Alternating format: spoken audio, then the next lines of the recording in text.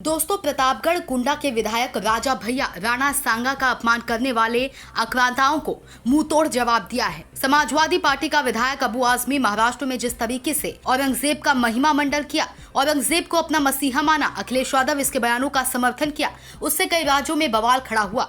नागपुर में अबू आजमी के खिलाफ सनातनी हिंदुओं ने विरोध प्रदर्शन किया, जिनमें हिंसा हुई, कई गाड़ियां जली, फिर भी समाजवादियों का जी नहीं भरा। समाजवादियों ने दोबारा फिर औरंगजेब के बाद राणा सांग पर विवादित बयान दिया।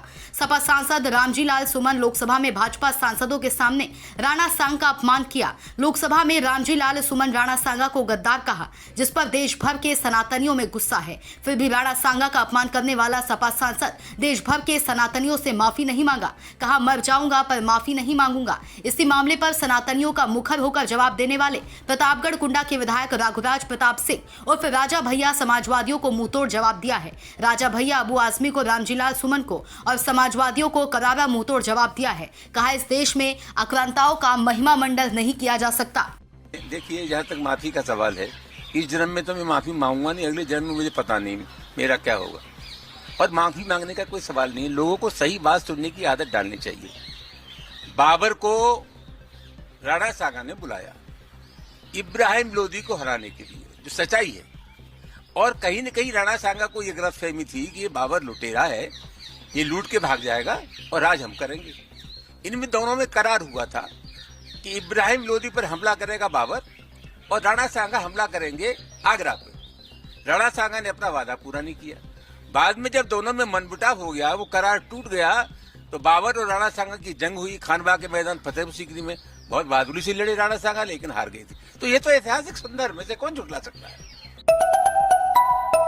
राणा सांगा को लेकर, सांगा राणा को लेकर एक विवादित बयान सपा नेता ने दिया है, उस पर क्या कहेंगे सर? आपने इस पे भी ट्वीट किया। देखिए, इस पे हम एक्स पे अपने विचार रख भी चुके हैं। अभी चूंकि यहाँ शोरगुल बहुत है, हल्ला बहुत है, बहुत विस्तार से उत्तर दे पाना संभव नहीं है। लेकिन बाल्यकाल से हम सभी लोग महाराणा सांगा की वीरता के, उनके बलिदान की गाथा सुनते आए हैं और इसमें कोई दो राय नहीं है कि वो अप्रतिम वीर भारत के थे। उन्होंने देश के लिए, धर्म के लिए, संस्कृति के लिए लंबी लड़ाइयाँ लड़ी।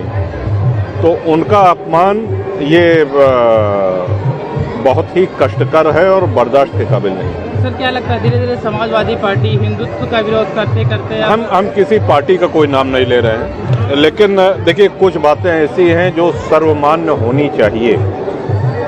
जैसे भारत का सम्मान, भारतीयता का सम्मान, जो वीर गति को प्राप्त हुए हैं, जिन्होंने राष्ट्र की रक्षा, धर्म संस्कृति की रक्षा के लिए हमलावरों से लड़ाइयाँ लड़ी हैं, तो उनका सम्मान करना, ये कोई व्यक्ति किसी पार्टी में रहे इससे मतलब नहीं है, लेकिन ये होना चाहिए। क्या उनको माफी मांगनी चाहिए सपा नेताओं को, सांसद को? अगर ग्लानि होगी उनको तो माफी मांगेंगे।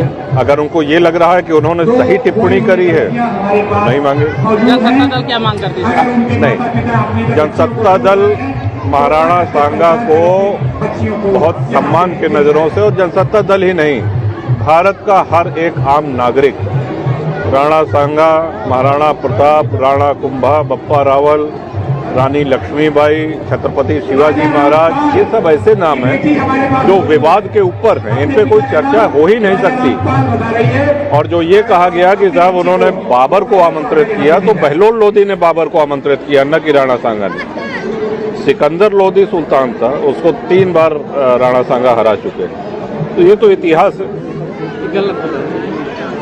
समाजवादी पार्टी के आजकल बहुत सारे नेताओं का प्यार आक्रांताओं पर उमड़ पड़ा है। एक मामला शांत नहीं होता कि दूसरे मामले पर विवादित बयान झोंक देते हैं। दूसरा शांत नहीं होता है कि तीसरा मुद्दा उठा लेते हैं। पहले औरंगजेब का महिमा मंडल, फिर राणा सांग का अपमान, और अब गौमाता से अखिलेश यादव को ही दुर्गंध आने लगी है। सपा विधायक सांसदों की जुबान बंद नहीं हुई कि अखिलेश यादव खुद ही गौमाता पर विवादित बयान दे दिया, जिस पर बवाल मच गया है। भाजपा और सनातनी हिंदुओं में भारी आक्रोश व्याप्त है। उत्तर प्रदेश सहित कई राज्यों में समाजवादियों के खिलाफ उग्र विरोध प्रदर्शन जारी है, पर समाजवादियों को इसका कोई फर्क नहीं पड़ रहा। फिलहाल अब देखने वाली बात होगी कि क्या राणा सांगा और गौमाता पर दिए गए विवादित बयानों पर समाजवादी पार्टी माफी मांगती है या फिर सनातनी हिंदुओं को अपमान सहना होगा। Bureau report, DK Tripathi, Sam TV digital. ये सत्ता के वादों और अपराधियों के एक एक कारनामे की हकीकत और हाँ, अगर आपके पास भी हो कोई ऐसी खबर तो कमेंट करके हमें बताएं, क्योंकि बिना डर और दबाव के हम दिखाते हैं हर एक खबर डंके की चोट पर।